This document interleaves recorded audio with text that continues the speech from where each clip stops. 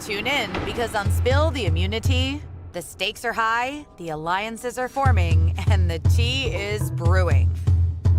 Brace yourselves for blindsides, epic challenges, and the ultimate Survivor showdown.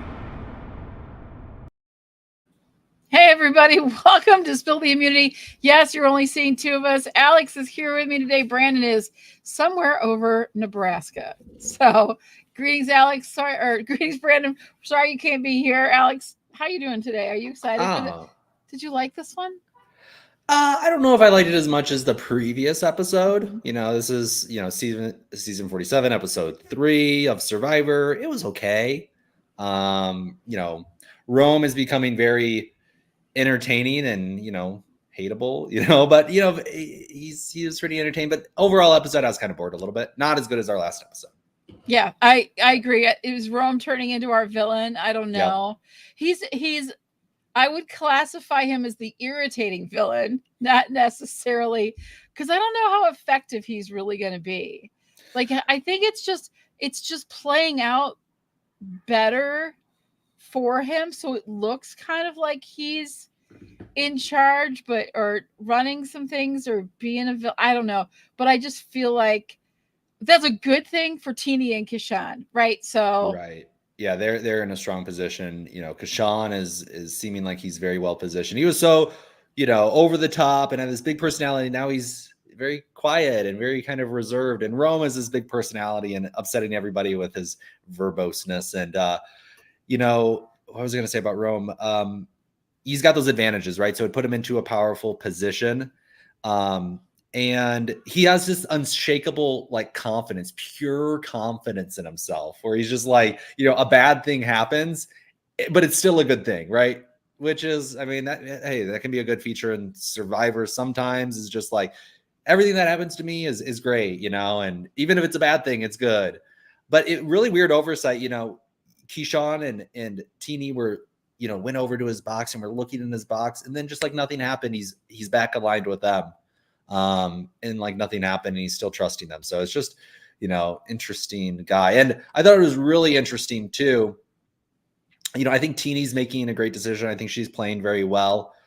And I think the reason that she decided to go with Rome was, Asia got voted out. So that was the, spoiler, Asia got voted out, right? And she was non-agreeable. She was difficult to work with. She was argumentative. She was not, working with them. She was just feeding the, digging her feet in the sand. I'm not moving. This is my position. I'm staying with Saul. Bad move. And Rome, Teeny talks to Rome for like 2 minutes and flips his entire opinion, going from Asia back over to Saul.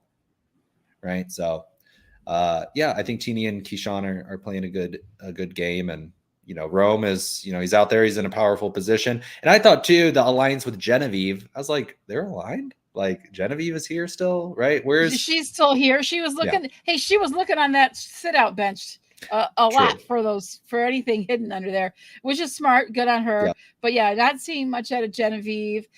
She could just be a dark horse out of the. We don't really see much from her, and then she becomes a key player later. I don't. Right. That's the thing. We don't know what she's doing. I think Teeny is really masterful at this game. I think not only does she have situation awareness where she's, really like aware and understanding this whole like dynamics with people and aligning herself correctly, but I think she also like sees the next steps, but logically, because she said specifically, hey, if I can't get Asia to, change on this vote, how can I count on her vote later in the game? She turned from being an asset to Teeny to being a disadvantage. And so that was the reason that, they all shifted in that direction. I think, Teeny is also very good at, like you said, she flipped Rome's vote so quickly. I think she's very good at doing that. And then you'll notice the other thing Teeny did when she was talking to Asia was when she felt as though Asia was like, that's what I'm doing, she backed off. You know what I mean? She didn't push it. She didn't like get into it with her or anything like, I don't know what you're thinking, and really you need to come with us. Me. Yeah. right? She didn't do any of those things. She was like, okay, I see the player that you are, and now I can make the right move, the chess move, right? The right move to advance my game even farther without making a big stir, without turning any flags on, without being, a threat or like a powerful player. I really like Teeny's gameplay. I think it's really going to serve her well until she's thrown under the bus by Kashan. I think Kashan is smart enough as well. I think he sees what's happening. He's giving great observations at Tribal, but he's also he gave us a lot during this episode, little pieces, little quotes that I wrote down throughout this whole episode that I really liked. I want to get to Brennan's comment here. We got 0 footage of the Rome Genevieve alliance. Right. Yeah. Well, it's really smart for Teeny to use a villain, right? To have like this guy who's gonna we saw a preview for the next episode, and Rome is not letting Saul look for the idol by himself, right? And walking around, and he's like, this is Survivor, I'm not gonna let you do anything, right? That's a good thing to use for a Teeny. She can be an impartial, Rome, he's crazy, he'll do whatever he wants, he'll track you. She's giving him the orders, hey, you need to go track him, and she's staying out of it. And same thing with Kashan. And I just don't understand Asia's decision. I mean, she's a student of the game. She's a podcaster. She understands this. She studies this. And she just had, when she left, right, she's pointing the people out, you two, and, like, you guys betrayed me. And she's got this bad attitude about it. And she's inflexible on it. And she's not even considering, Keyshawn and Teeny. These are great alliance members. These are smart people, but it's within their interest to probably not work with her because she is kind of a student of the game and she is smart, right? So you don't want those people who are, and that's what they saw. That's what Teeny and that's what Kashan saw. They said, she's competitive to us. She wants to compete with us. She is competition. Rome, he's so, he's pissing so many people off, he's a better player. But you want to roam. You want to roam around. Right, you want to roam. Right. Roam around, Survivor Rome. He gave us a lot. Hey, speaking of Rome, I have news for you. This is like a breaking news. You are not Rupert, okay? Those little tiny fish. You said Boston Rob too. I know. Too. Yeah. Those little tiny fish, those little itty bitty things. That was funny, yeah. He was so proud. He got these little tiny fish. And then he ate 2 of them in front of Aisha and didn't let her have. They got like little tiny bites. And then he like eats 2 of them for himself. Yeah. I'm like, you're not. That's not how he makes friends. He does have some kind of likable. He is kind of embracing the villain and stuff. Kind of like Gabe is trying to embrace this villain kind of, I don't care about people. I'm going to run this game and I'm going to do this. But some of his stuff is, he's got this huge smile and he is kind of, I'm not a huge fan, but his like, there's got to be a God's son. He's got this big smile. It's kind of funny. So I can see why he's an announcer. I like Rome. I like Rome for the reason that he's an agreeable vote out, right? So you can be strategic when you have numbers. You can move things around. You can have those things, but as numbers dwindle, right? So they just lost their first person, right? It was their first time at tribal council. And so they're down to 5. And so you want to kind of keep Rome around until if you get down too far, then he's the easy vote, right? So I look at it as like, so if we had 6, now we're down to 5, right? So I have my partner, whatever is Kashan. If I'm Teeny, I got Kashan. I can get rid of like Genevieve, or I can get rid of Saul, and I can do that pretty easily. And then when it comes down to us turning on each other, Rome's an easy vote because no one really likes him. We're just bringing him along for the fact that, you know what I mean? So it really makes a lot of sense to carry someone like that, at least in these small tribes, because it's easy when it gets down in numbers to be like, all right, he's gone. We've gotten rid of the people that aren't in our alliance. So now when we have to turn on our alliance, Rome's going to be that first player to go. And hopefully they do a tribe swap or a merge by the time you get to that number. So you don't have to vote somebody out that is your ride or die, So I like keeping Rome around. Even he's also a distraction. Yeah. So yeah. Yeah, big target in camp. And yeah, I mean, he's pretty athletic too. I mean, he got through that challenge really good. Him and Saul were arguing, and I don't really get Saul too. I mean, he's a salesperson. He should be able to kind of win friends and influence people. And he seems to have a not good attitude about things. And he was kind of groveling with Rome. Curmudgeon-y, and he's the older guy, so he kind of has that disadvantage. But Sue's been able to overcome that by kind of finding that key person, and then him and Kashawn, or him and Asia, were kind of a duo, but they both kind of had this, they weren't able to bridge that gap with people and be kind of that friendly. I don't know. Yeah. So Saul, he seems to, I don't know, just kind of be kind of a grump or something out there. He's not really, you don't see a smile on his face a ton. You don't. No. He's not making friends, but at least he's probably eating watermelon. Yeah, that was interesting. So that made me kind of question Sam's capabilities. We were just bragging, "Oh, Sam is so good. Sam is so great." Okay, the dude hasn't had a zucchini before. Yeah, all he eats is chicken and rice. I swear, he hasn't had zucchini. He hasn't had squash. He hasn't had eggplant. He hasn't had watermelon. He hasn't had pineapple. He just doesn't. He doesn't. Why are you on Survivor? Because you're going to be eating a watermelon if you get one as a reward. Right. Imagine him at the feast. He's like, I've never had any of these foods before. What are these? Yeah. What'd you think about, so you have Kyle, right? So the episode started, they go back to camp. Yeah. Gabe goes up to Kyle and Gabe says, hey, Sue and Carolyn they're my baby birds. They're my goats. And we need to, work together. And then Kyle immediately, the morning after tribal council, gathers up all the girls and spills the beans. And Sue's like, I'm not working with you. She's very vindictive. She definitely holds a grudge. Oh, yeah. 100%. She's holding that grudge. Yeah. So big oversight by Kyle. Why bring them all together? Why not just one? Yeah, I know. Test it out on one. Test it out on, Tiana, right? Get her kind of opinion and strategize with her. And, but he goes and blows it all up. And, Kyle's kind of out there. And then he lost his vote too, so then they also had the excursion, and it was Kyle, and it was Rome, and it was Annika. Mm-hmm.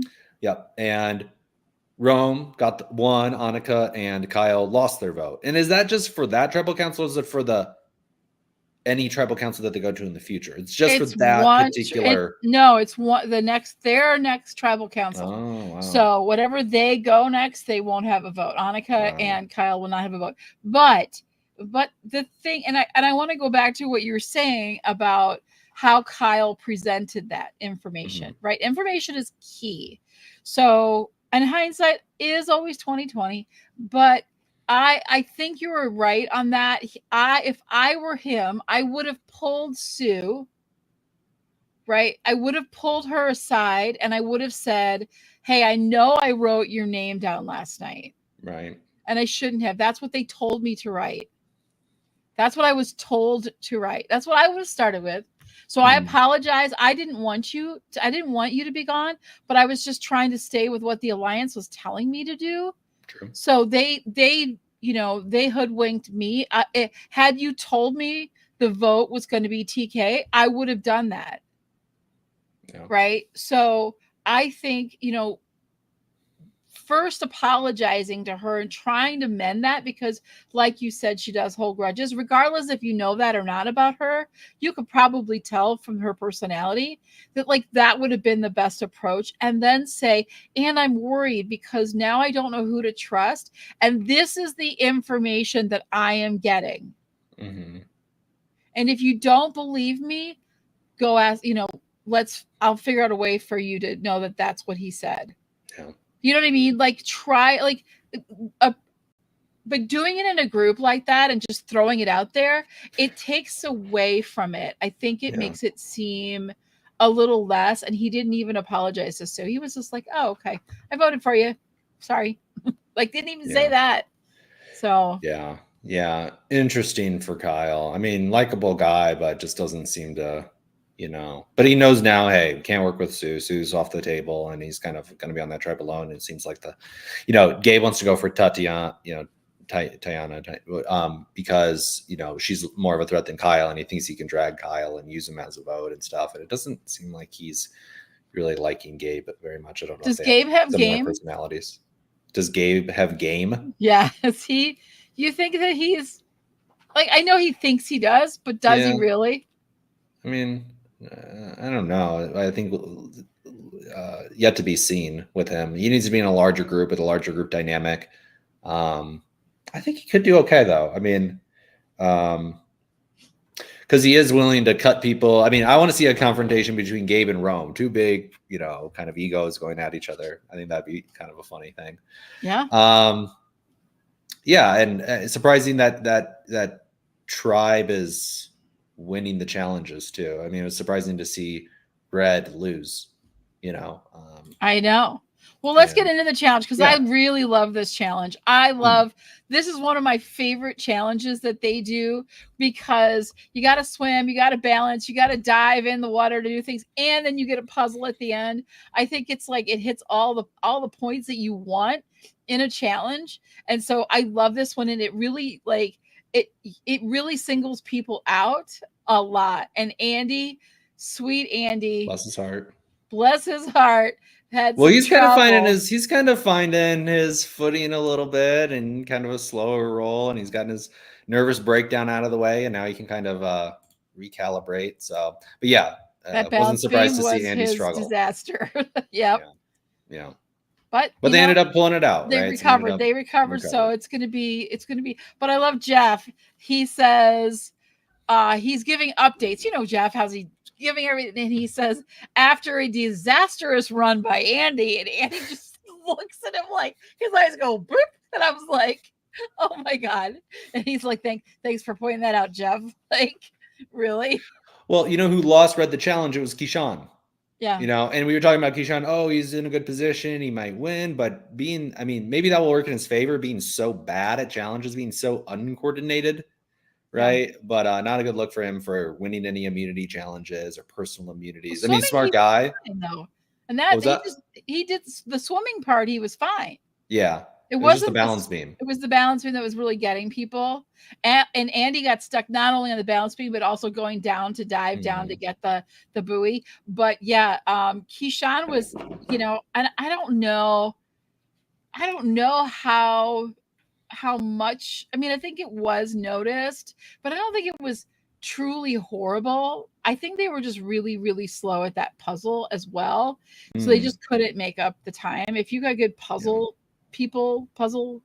makers, doers, whatever they call it, you've got that, then you're in a better position. And I think that was what helped the other two teams to really kind of sail through that. But yeah, that was I really like this challenge. I love watching them try to go through it because anyone else, when you're watching after the challenge is over, they all arrive by boat. Everyone else, the other two teams are gone, and then the losers, after Jeff does, I'll see you tonight. I got nothing for you. I'll see you tonight at Tribal Council. Blah blah blah. Get out and go swim back, and you see them all jump in the water and take off. Are they really swimming to shore? There's a boat that's going to come swoop in and then pick them up. They probably start to swim and then come back to the podium, and then the boat comes because the boat's picked everybody else up. Ain't nobody else in the water. What's going on? It was just them. They didn't. The other teams did not swim that far, that fast after that challenge. So Jeff also said, I thought it was interesting too when he said, anybody else here, intimidated. And I actually thought about it. I was like, I've been in the ocean before, and it is a deep ocean. And you do feel like, okay, if I go down, it's over. You know what I mean? And so that was kind of interesting. You're dehydrated, you're hungry, you're tired, you haven't slept. Like Annika, when she's like, I haven't slept, she was like, she's kind of bug-eyed all the time a little bit, but she's like really whacked out. Like, I haven't slept in, this long, and to be able to then go out there and I can barely hold my breath and like dive down to the bottom of the pool, and now you're doing this and you're super So I'm sure Survivor, they got the divers ready for them and all this different stuff. But of course, definitely scary. So Yeah, it's a good challenge. That's why I Yeah. like this one. I just really, because I think it tests them in so many ways, Mhm. right? And for more individually. Now, for team stuff that I want to see how they work together as a team, that's a little different. Now, we did see a change up in the challenge because they had them going 2 at a time. That I had one person, so they did have that strategy session beforehand. And who was it that said, I want to do this by myself? I can do this. I can do this. I think it was It was Rome, right? It was right? Rome and Saul. They were arguing, and Rome is just like, no, I'm doing it. And then Saul And he finally just did well. kind So of rolls his eye. Yeah, and he did fine. So I was like, that's fine. I even though think y'all Saul is lost, like, yeah, even though they lost, but it wasn't, I guess, Rome's fault. But yeah, I didn't really it doesn't really change if they go together. I mean, well, I there's not think a they lot. I want guess the buoys is the one thing that you can kind of divide that up, so it's not all on one person. Yeah. Yeah. Well, I think they have to come in together. They have to, you know what I mean? So you don't want one person trailing behind. You want the strong. I don't know what their strategy was. I thought it was interesting. It was a different twist to it. We hadn't seen that before. I thought it was really cool. Maybe we have seen it and I just don't remember because that happens. But I thought it was different for me at the time. And I was like, this is pretty cool. But I liked the challenge. I thought it was good. And then we get back to camp, and Keyshawn says something that had me rolling, and I absolutely loved it. Once again, like I said, Keyshawn gave us some, like, to me was the highlight of this episode. And he said, just so we don't have another Q moment, right. does anyone want to go home? Right. Man, I love that. That was funny. I love that. I love it. We get like these, we're starting to see, and we have been seeing, but this is just, reinforcing. We have these moments on Survivor where we get the blast from the past, right? We get that moment, and we're starting to see, we got some old school. Keyshawn also gave us, was it Keyshawn? Or no, it was Rome said, Boston Rob is the godfather. Right. And I want to be the godson, right? So that was kind of funny. I was like, no, well, but funny. Yeah, not even close, but that's okay.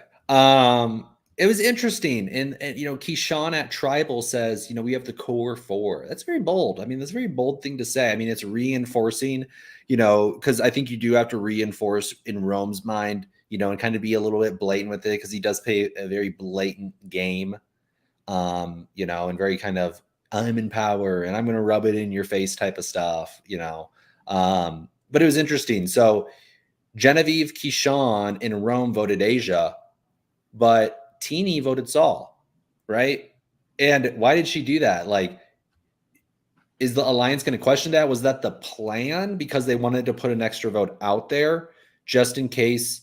Because there was a vote on Genevieve too, right? So if it then did come to a tie, then they'd be able to do a tiebreaker. So was that intentional, or was she trying to preserve a podcasting spot on, you know what I mean, by not RHAP. voting for her? Yeah, by saying, hey, I didn't vote. I wanted to keep you. I didn't vote for you, but she's not like on the jury, so that doesn't really matter. So I thought it was interesting. I'd be interested to hear if they did that to hedge their bet, but Rome also got a vote too from Saul, right? Which was interesting. So Saul and Asia didn't even reach a consensus.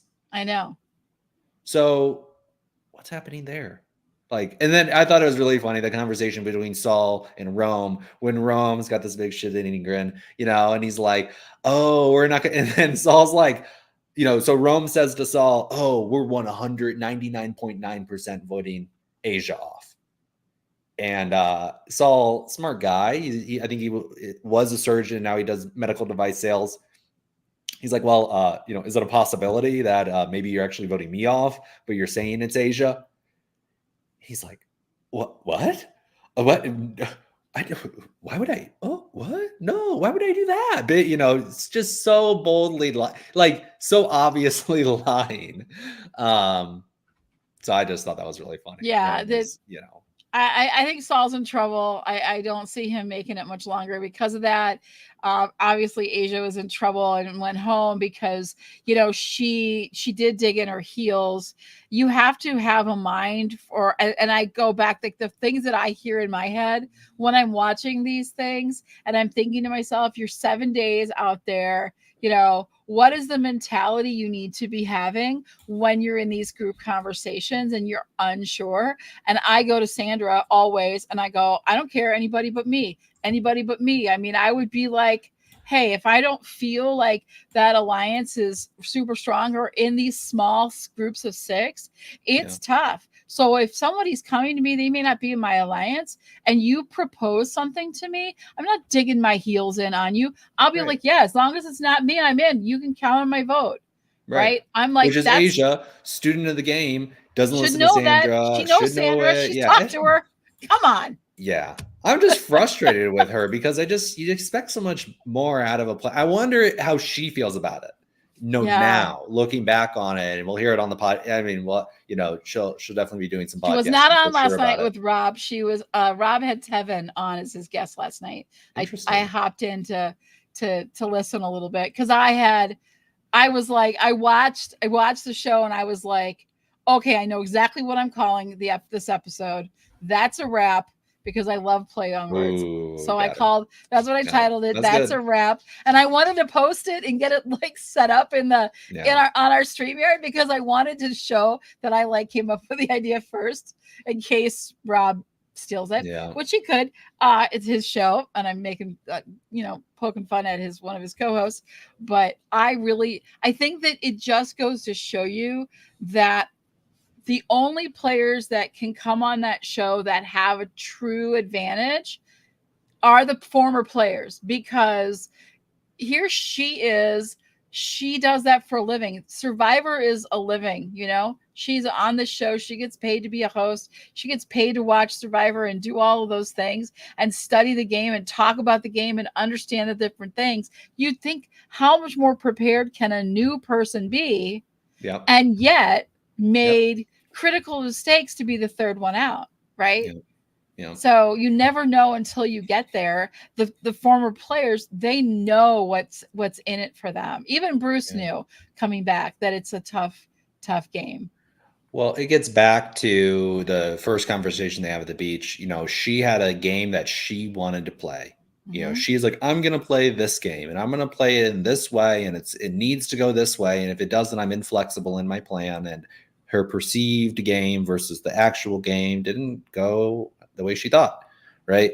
And it gets back to 2, you can't cross Rome off your list. Yeah. You can't cross people on this small tribe. And that's where the frustration comes in with the small tribes, these 3 small tribes. It doesn't take a lot to build a consensus. Yeah. Very little, 3 people, and so it's a lot easier to influence a group of 3 than it is to influence a majority of 5 or 6.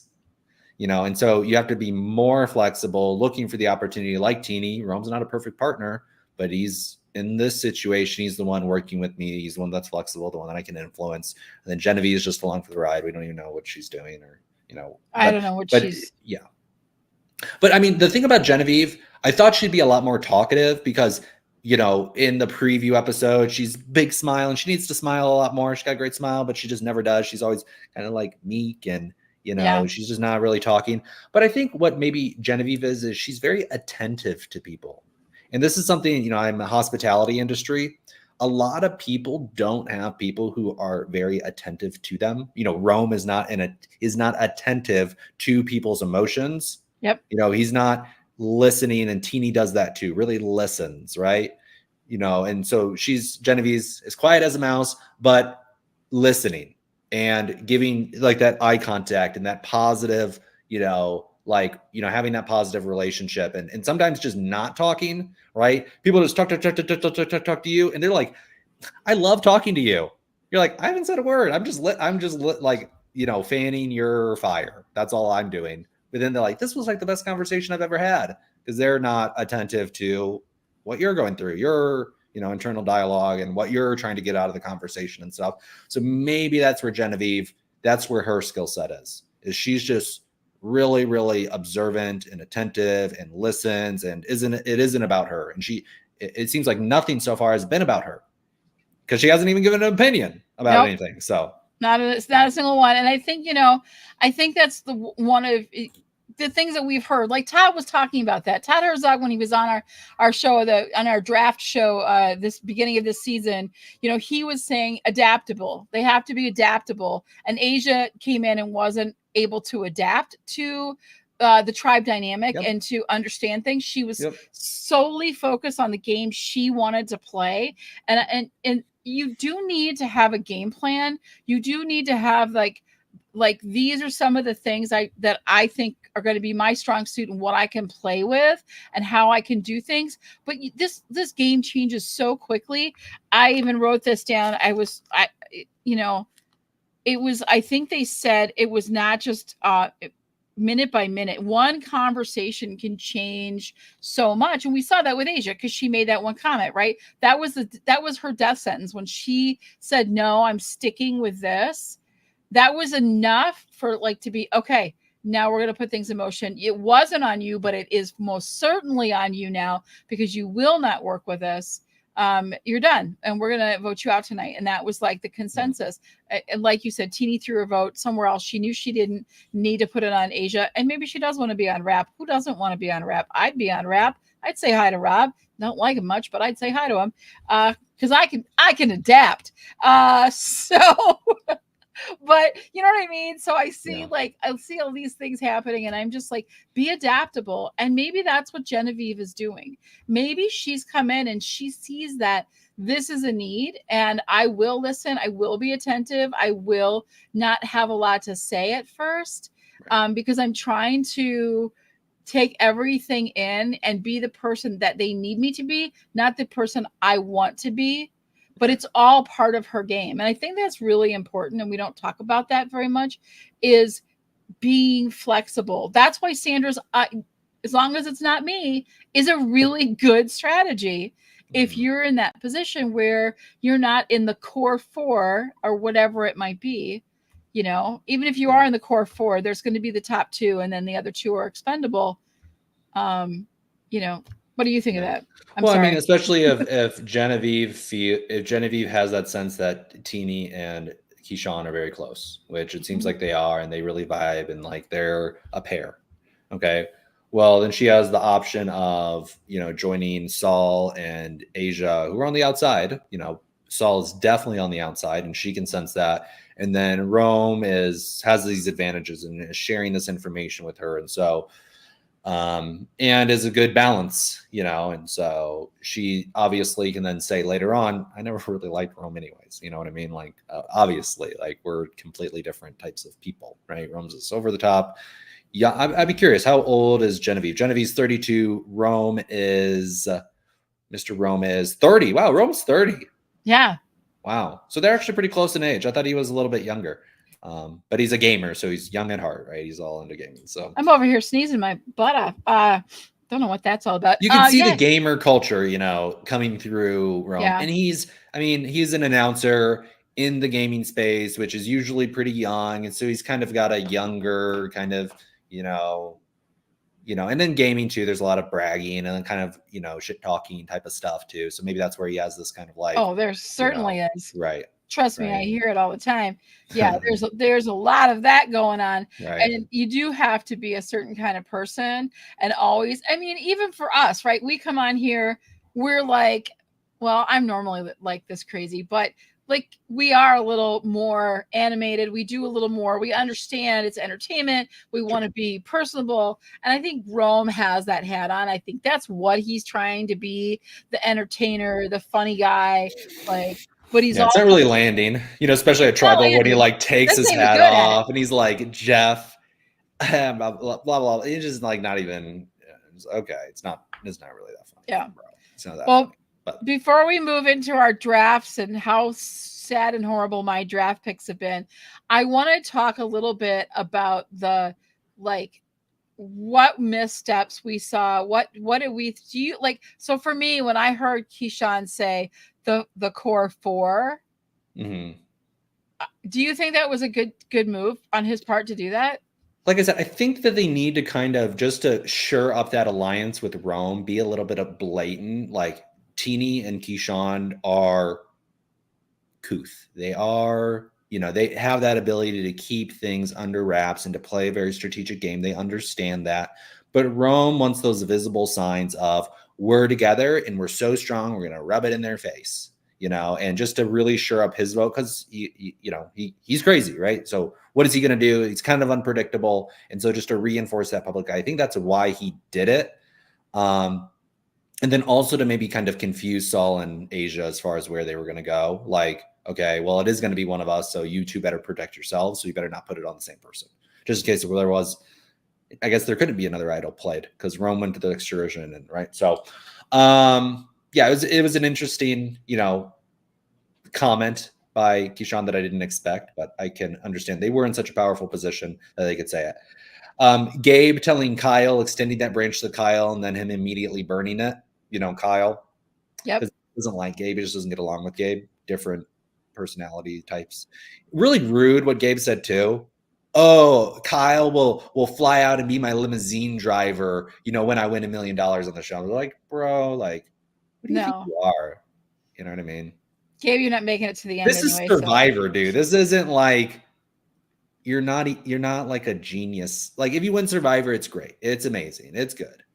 You're not the king of the world. You're not like Who Wants to Be a Millionaire. You know what I mean? Like, I mean, it is a very hard, you know, game to win, but it doesn't make you this, you know, we've seen some people who are not geniuses win the game.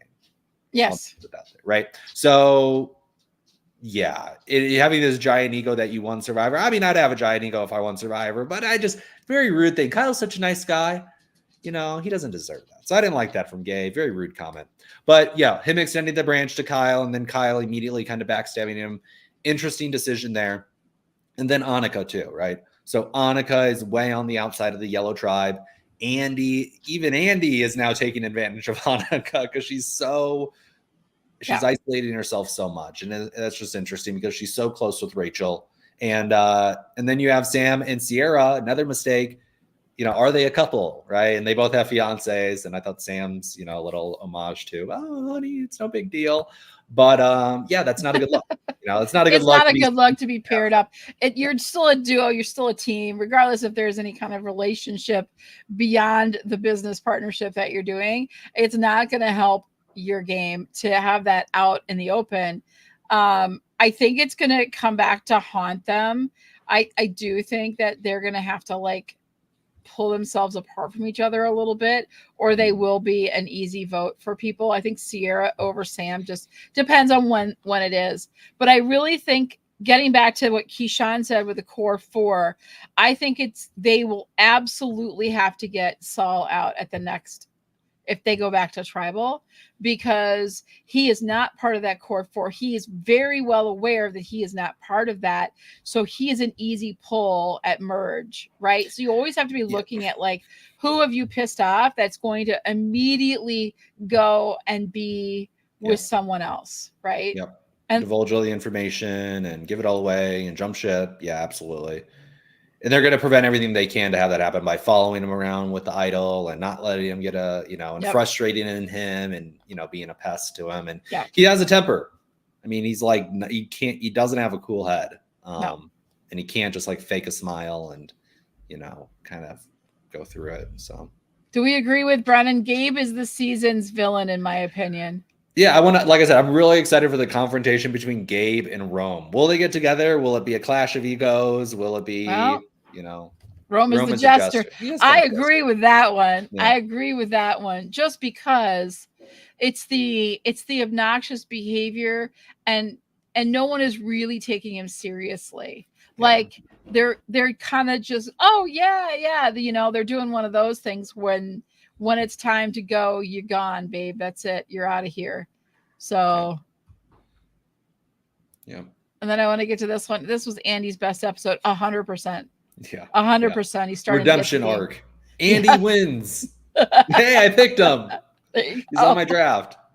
So maybe Andy will. I mean, ultimate underdog story. That'd be hilarious. Yeah, when it gets so bad, when the player gets it's so unfortunate. It's so Charlie Brown like, and they said he's the George Costanza of Survivor, right? Kind of funny. You know, when somebody that, you know, helpless, you know, wins, hey, we all like, oh, that's amazing, right? So, yes, okay. So here we So- are. Yep, go ahead. With our drafts. If you notice, my board is looking a little bad, but redeeming myself. I do have Keyshawn. I think he's still a front runner to win this game. We shall see how that plays out. But if he can stay with Teeny for as long as possible before she goes, because she's an obvious threat, I think Teeny is smart. You know who she reminds me of a little bit is Kirby. Yeah. Because I think she's I don't really see it because I thought Kirby was so much more aggressive with everything. Now she had the ability to kind of pull it back, but at one point she went super aggressive, and she was like a rugby coach. Yeah. Right. So she played rugby, so she had that like. I don't think Teeny would ever be that blatant and aggressive with things. She would always be cloak and dagger, always be very kind of soft power, you know. Yeah. And behind the scenes and so good with puppet people. master. I think she's going to come into a lot of heat once merge comes, because she's going to be seen as so likable because she's cute and she's got this and good with everybody. And like I said, she doesn't really, I don't know if she has it in her to kind of piss people off or to kind of like take her threat level down by maybe, like I said, pissing some people off and kind of spoiling the pot in some situations, and lowering her threat level could be a good thing for her. But I don't know if she has it in her. Yeah, I don't know, but I know that if Saul makes it all the way through to merge, he's going to be telling everybody about Keyshawn and Teeny. I think I do really think Keyshawn's in a great position. Yeah.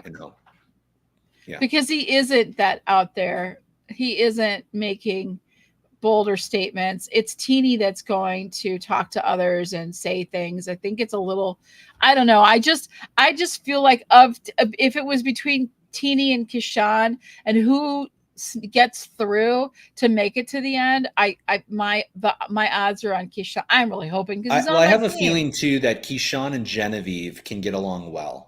Yeah, Genevieve's a corporate lawyer, Keyshawn's a surgeon, and so they're both pretty intellectual. They can kind of connect there. They're both pretty, a little bit more reserved, probably play a similar game in some ways. So I think that maybe Keyshawn will see the threat of Teeny, eliminate her, and then work with Genevieve, and will perceive that he is, a better pick for winner. Will get more votes at the end than Genevieve would. Right. You had to see Genevieve talk, first before we make. But yes, I think Keyshawn is kind of a more likable character than Genevieve. And we've got Caroline is growing on me. What did she say this? I didn't see much of her this episode. Her and Sue, they just like after Tribal, they were like, "Yay, we did it!" Yeah. Not really, but it's more like Gabe in some ways. Exactly. So. We didn't really, there was a lot of people that we didn't see a lot of. I think Genevieve definitely always takes, but we did get to see her trying to find some kind of advantage on the sit-out bench, which I don't believe she found. No. And, I think I feel really comfortable with my team, the two that I have left, that they'll be around again next week. Like they're gonna make it through the next episode 4. I think the people that I see the most trouble with, I think there could be an issue with Sierra and Sam, that perception, but Annika's really kind of put herself. She doesn't have a vote too. And she doesn't have a vote. True. So I think she's going to be a surefire out between her and Rachel, but it seems like Annika is more, who doesn't work well with Sam, right? They had their little argument, and so Sam doesn't really like her. And then Andy is still, he's like, oh, me and Sam were ride or die. And, he's been working with me for day one. And so they're kind of a pair. And then they got to stay together with Sierra. So it does seem like Annika is really no way out if they do lose. Yeah. Because she's got no idol either. So I think our three, the three most jeopardy for me would be Annika, Kyle, and Saul coming up next week. I think the probability of seeing one of them leave is pretty high. Yep. I really do. Yep. So, and then we'll be down 4, and we might see swaps. Yeah. I think there'll be one more tribal, and then maybe they go to what? 2 tribes? Merge? I think. No. I don't know. We might. I don't know if we'll be at merge. We got. There's 3 gone. Next week will be 4. So we'll be down to 12. Mm. We could see merge. Oh, it could be merge, and then that person doesn't make jury. 11, right? Yep. So they may merge, and then the person who gets voted off isn't on the jury, and then they. What if that would be so bad? Make merge, don't make jury. Yeah. Don't win. I think that's the worst position at the end. First off is worse, and then second is I think that one. Question for you too: if you go on the journey and pull to lose a vote, do you try again for the advantage? Yeah, that's a really good question, and I kind of thought the same thing. Like, you already lost your vote. If you're on the outside, you're going to get voted off. So why not go for it? Because then don't you regain your vote? Yes. Yeah, I mean, because then you have a 50-50. No, I don't think anybody made the right decision there. Except for Rome, who pulled it first. Except for Rome, who picked it first. Yeah, I would definitely pick. Yeah, I would have gone again. I would have picked again. Just because I want an advantage. I've got to go. I got to go for it. Right. And it's 50-50. It's 50-50. So, yeah, that was weird. They played the odds all wrong. Yeah. Yep. Brendan agrees. Really, that's what he would do. really, Absolutely picking again. You have to pick again. Well, and if you lose your vote, like I said, if you're on the outs, then you're going to get voted off on that tribal anyways. If you lose both of your votes, well, then you have enough time to maybe find an idol, and then you can protect yourself that way. Yep. Or there's a merge, or there's a twist, or there's, something else. So yeah. If you already lost your vote one time, then, I think you should definitely do it again. And then secondly, I want somebody to come back from the island and be like, wow, I won. I got the idol. Everybody undersells it. Nobody comes back and oversells it. Exactly. You know what I mean? So maybe it'd be hard to kind of keep that up, that high, I won. But Rome coming back and, his lie and stuff was really quite bad. I think everybody, but you get that where you do you try to keep it almost completely impartial, almost no emotion. So it's really hard to read you because you go way over the top. It kind of raises suspicion. And if you have any inconsistency, it's kind of easy. But if you do just tell it in kind of a neutral tone, then it's okay, are they lying? Are they telling the truth? And it's really up to question, right? Yeah, I think the most dangerous thing that happens is not the journey, and it's not losing your vote or getting an advantage. I think it's the time that you spend with people from the other tribes and the information that is passed. I think that's your most dangerous position to be in, is what are you saying and what are you not saying? And do you have a plan going into that? Because I really think it is an opportunity to really set yourself up with other people. I'd love it when they haven't done it recently, but when they go together on a journey and they meet up for the first time, and it hasn't worked out because we've seen it before where if there's all three of them get something, but it's not that valuable. And then if there's only two, then it raises up what they have. And if there's only one left, it becomes a full-fledged idol, that kind of thing. Yeah. But in this scenario, you don't know when you're going into it, but still, the information you're passing, because they came back and were very clear. Hey, they all think that you two are a couple. Right. They all think, and then Rome trying to be oh, they're all voting for me. I'm on the outs. Right. You know what I mean? But it's I think what you say there and what you take in is the most crucial part of that whole thing that you've been on. So you can really play that to your advantage. So they did. I was going to say that same thing. Yeah. Shared a lot. And then Kyle had all the information about, them being together, goes back and tells the tribe, and he shouldn't have said that to everybody. Have something in your back pocket, dude. You got to have something that you can kind of use to your advantage, or just tell tell Gabe, right, to really solidify that relationship, or Tiana, right? You can't be in alliance with the entire tribe who just betrayed you. You got to at least have one person or something, lifeline. So. Exactly. So I thought it was interesting. So we'll see next week what happens. Brennan, who's your pick to go home? Let us know in the chat. Love to see who you think is going home next week. We did get a glimpse at next week's episode, and I would not have mistaken that for blood. That's all I got to say. Yeah, that was really silly. Sue, it looks like Sue broke open one of the urns, right, with some, and then left it all there, and yeah, it was like powder. It looked like sand. Like, what are you guys thinking? Or paint. I was just like, it's not.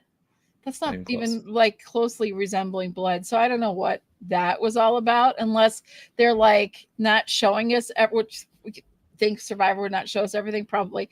But I think it was interesting. I was like, oh, okay. So what is this? So we do know, I mean, from that, probably it'll be a little more focused on Sue, at least for a little bit of it. Mhm. So it'll be interesting. I'm liking Sue. She does hold a grudge. I think she's still a strong player, and I think she's pretty safe. Now she'll be the one that goes home because that was the preview. I don't know. There's no. Well, she's probably looking for Gabe's idol because Gabe's idol's back in play, and then maybe Gabe is involved in that, right? So her and Gabe scurried off and are finding the other, Right. So I think that's probably what's going on. And then you have our confrontation between Rome and Saul for next episode, so that'd be good. Saul or Kyle in the worst positions. I'll go with Saul. Yeah. Yep. Yeah, I think they might even throw it, honestly, because Rome is that type of person who would be like, yeah, let's throw it. Let's get him. I don't like losers, though. I don't associate myself with losers. Remember, he said that, too. That was TK. Oh, was that TK? Oh, you're right. And I was surprised that Rome was like, oh, I'm happy TK is off. Like, oh, no, you weren't. But two big personalities, It's hard. Yeah. So. It's true. They don't. All they right. do. He does have a big personality. I think you keep the jester around. I love that, Brennan. That was awesome. The jester around for a little bit longer, but I think it'll be really, really interesting to see how it all goes next week. I'm hoping we have an exciting episode. We should be seeing Merge in the next episode or two. Not this one, I don't think, but the next one, because usually they give us enough teasers. But we'll wait and see. In the Merge, who do you think fares the best if we hit Merge? Which tribe fares the best? They're all